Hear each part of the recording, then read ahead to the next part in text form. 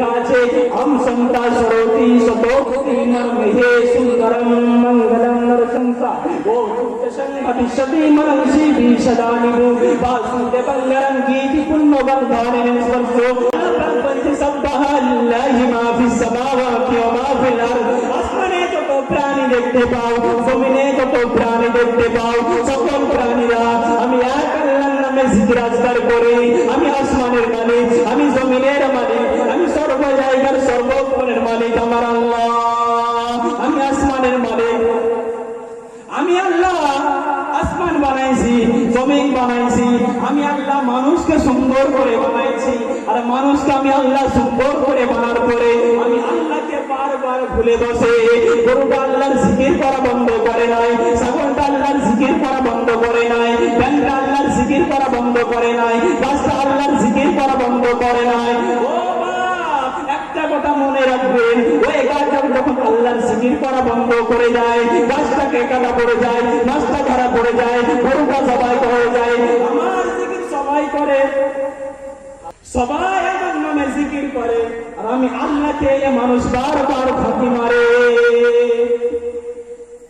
আমি আল্লাহ যারা সৃষ্টি করলাম আদর করে বানাইলাম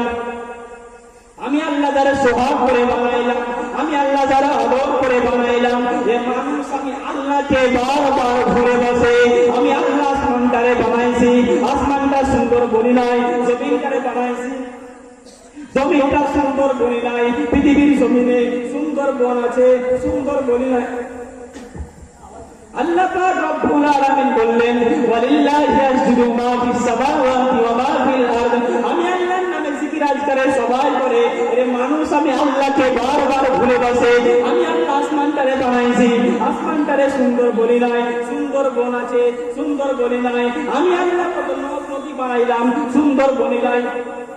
আমি বলেছি সব থেকে সুন্দর হলো মানুষ পৃথিবীর জমিনে এ মানুষের মতো সুন্দর আর কিছু নাই আমি আল্লাহ আসমানটারে বানাইছি কোন বলেছি আসমানটা হয়ে গেছে কোন বলেছি জমিনটা হয়ে গেছে কোন বলেছি সব সৃষ্টি করেছিলাম আমি আল্লাহ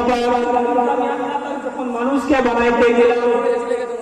আমি আল্লাহর কুদরতি হাত দিয়ে বানাইলাম আমি আল্লাহর আকার দিয়ে বানাইলাম আমি আল্লাহ করে বানাইলাম আর চারবার শপথ করে বললাম এ মানুষের মতন সুন্দর মানুষ পৃথিবীর জমিনে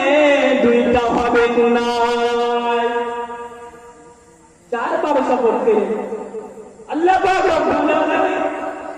কুরআন পাকের মধ্যে ঘোষণা করে দিলেন ওয়াত্তিন ওয়াযাইতুন ওয়াতুর সিনিন ওয়া হাদাল বালাদিল আমিন লাকাদ খালাকনাল ইনসানা ফি আহসানি তাকওয়িম আমি আল্লাহ চারবার শপথ খেলাম ওয়াত্তিন তিন নামক জায়গার শপথ খাই ওয়াযাইতুন যাইতুন ফলের শপথ খাই ওয়াতুর সিনিন ওয়া হাদাল বালাদিল আমিন সিনা পর্বতের শপথ খাই চারবার শপথ কার করলাম লাকাদ খালাকনাল ইনসানা ফি আহসানি তাকওয়িম আমি আল্লাহ চারবার শপথ কার বললাম পৃথিবীর জমিনে এ মানুষের মতো পৃথিবীর জমিনে দুইটা হবে না সব থেকে সুন্দর হলো মানুষ কিন্তু আমার আল্লাহ পাক মানুষকে সৃষ্টি করার পরে প্রত্যেকটা মানুষের তিনটা জিনিসটা আল্লাহ আলাদা করেছে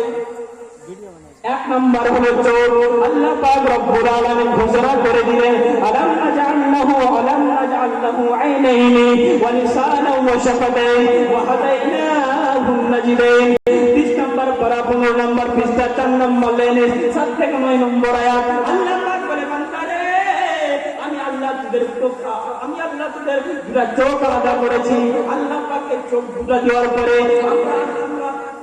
আল্লাহ পাক দুটা চোখ দেওয়ার পরে আমরা কত চোখ দিয়ে গুনাহ করি হাত দিয়ে গুনাহ করি আল্লাহ পাক বলছে ওমান ইয়ামাল মিসকালা যাররাতিন খায়রান ইয়ারা ওমান ইয়ামাল মিসকালা যাররাতিন শাররান ইয়ারা বান্দারে যারা পরিমাণ যদি তুমি গুনাহ করো আল্লাহ পাক রব্বুল আলামিন কাল কিয়ামতের মাঠে ওটা তোমাকে দিব যারা পরিমাণ যদি বান্দা তুমি নেকি করো আমি আল্লাহ পাক সেটাও দেব আল্লাহ পাক রব্বুল আলামিন চোখ দিল, কান দিল, হাত দিল। আল্লাহ পাক বলছে হাত দিয়ে গুনাহ করিস না বান্দা, পা দিয়ে গুনাহ করিস না। আল্লাহ পাক বলছে বান্দারে,